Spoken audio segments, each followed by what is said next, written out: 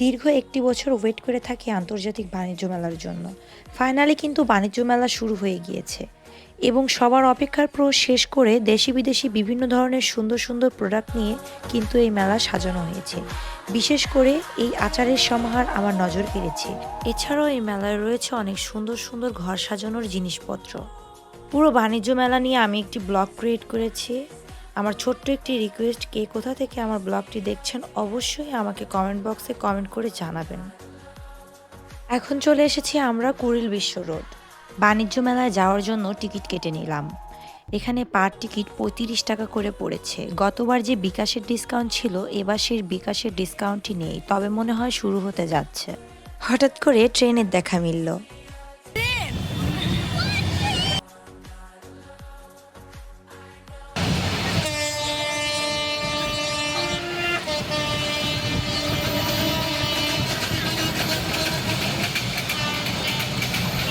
এই যে চলে এসেছি বাণিজ্য মেলায়। এখানে চারিপাশে লোকজন বিভিন্ন ধরনের খেলনার জিনিস নিয়ে বসেছে।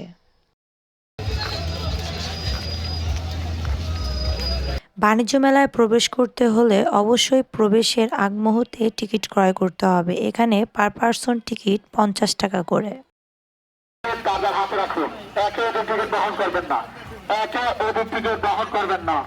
যার টিকিট কাজার হাতে রেখে লাইন মেনটেন করে মেলায় প্রবেশ করুন।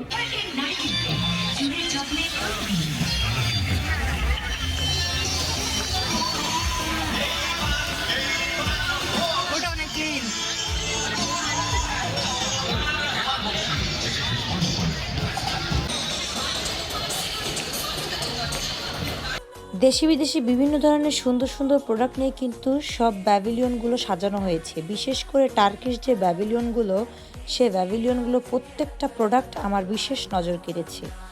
আর তাছাড়াও ইন্ডিয়ান অনেক ধরনের শুজ থাকছে।